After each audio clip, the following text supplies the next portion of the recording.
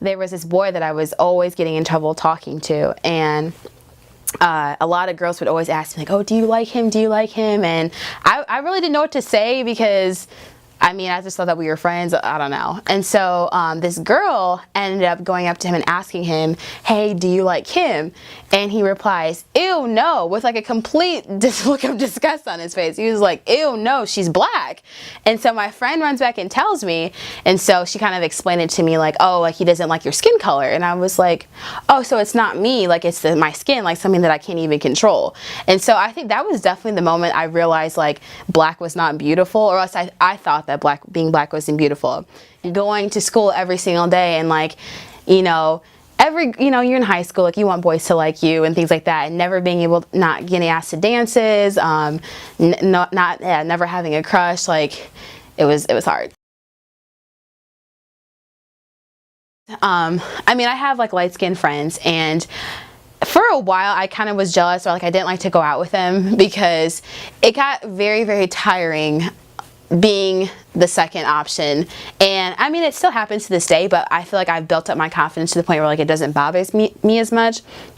But like at the beginning, my freshman year of college, I would go out with my friends, and like immediately these guys would approach them, and then I'd literally be just like standing there, and it wasn't like I didn't try or anything. Like no one literally came up to me, and they didn't even try to talk to me either. Like no one would ever ask like, oh, what's your friend's name, or who's that? They would just continue on walking. So it was just like, that's pretty. And it was just like, I'm not even dark. I'm not even that dark skinned. Like I'm literally like, my mom is light skinned and my dad is dark skinned. So I'm this in between brown. And so I'm not even the darkest of the dark, but you would still feel like, damn, I'm not pretty unless I'm light skinned with long hair and a big butt. But it's like the blacker features you have, the less beautiful you are, you know what I mean? So it's just like, wow, cool. And that was like in the 3rd grade, which is like crazy, you know what I mean? It's not that I always wanted to conform to like European-centric beauty. It's just more like, I just want to be seen as a norm. Sometimes my cousin's always like, I don't get it, Tazy's really pretty, and like both her parents are black, and she's half white, she's black. So it's like, people always find a reason to have an other within me, you know what I mean? So it's just like, not black enough for the black kids, because I was a little Oreo, and I'm like, okay. And I was never white enough for the white kids, because I'm black at the end of the day, you know? So it's always that. And then I've always actually had that because then I came to America. In America, I'm not American enough for Americans. But when it comes to the African community, I'm not African enough, because South Africa's got a lot of American influence. So we're super liberal, we are pro a lot of things that a lot of the African community is not. So even when I get you in my own community, it's like, no, you're still a little different, because you're kind of South African, and you guys just do your own thing. You're like the American and African. And we're like, I don't know. I never knew who NWA was before the movie, because my parents didn't let me listen to rap. And like, even though I was around it, because that's just where I live, like I didn't know anything about it. I grew up in the streets, but I was like not a street person. Like, I don't think I'm street smart at all. I didn't curse, I didn't party, I was a virgin, like all that good stuff. #1 church girl. That's what I was. In high school, middle school. Not anymore. what happened to you? Okay. I mean, some people were like that. Some people were literally just like, she changed, she went to college. And I was just like, no, I stopped playing a part for my parents. Because it wasn't like I wasn't curious. It was just like, these are the rules. This is what my parents say. I'm not gonna defy them. And then it started driving me crazy, because I was just like, I don't even know what the purpose of any of this is anymore. I'm about to be by myself on my own, and I'm just doing this for them to make them happy. I was like, fuck that. I'm gonna try what I want to try, and if I like it, I like it. If I don't, I don't. I don't understand it. Like, why are you not listening to the new Nicki Minaj record? And I'm like, cause I don't wanna. I wanna listen to fucking Fleet Foxes. I wanna listen to, and this kid like overheard my conversation and he's like, dude, like I see you on Facebook all the time. Like I see you on like the internet. You're like such a hipster.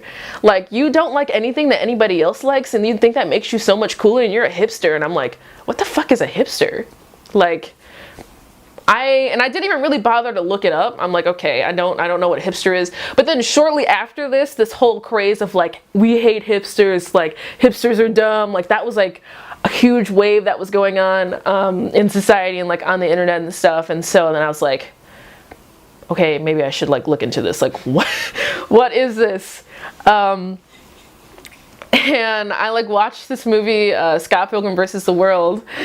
And there's like a scene in there where one of the characters talks about like these demon hipster chicks and they have like this very specific haircut, and I was like, okay, I need to know what this is. And like I look up hipster and it was like literally like the most vague but like accurate description of who I am as an individual.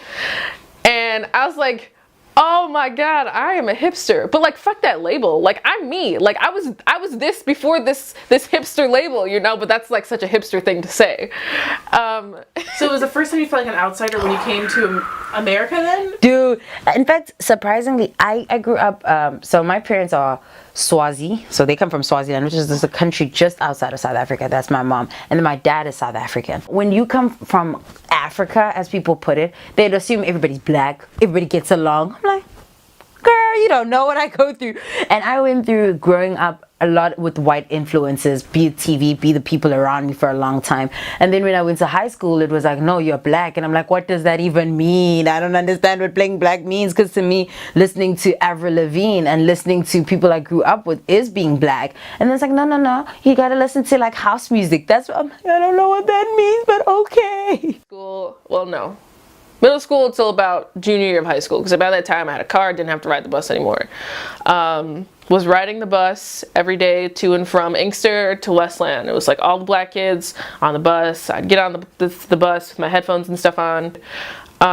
Get like a lot of comments and a lot of remarks like, why do you talk like that? Like, I don't understand, like, who do you think you are? Like, why do you think you're so much better than us? Because you talk this way and you like different things. Like, you can't hang out with us, you're not cool. You can't sit in the back of the bus because you're not cool. Like, all the cool, like, bad kids would like sit in the back of the bus and I would sit at the very front so I didn't have to deal with it. And like one time, somebody had like asked me a question and asked me to come back there, and they're like, no, she can't come back here, she ain't black, she can't come back here. And I'm just like, okay, I give up, this is so stupid, I don't want to hang out with you guys anyway.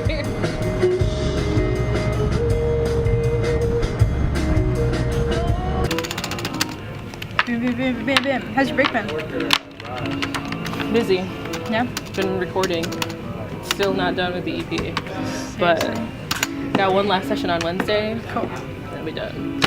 Let's count. Yeah. It's gonna be 2331. Take exit 77 to merge onto I-496 west toward downtown.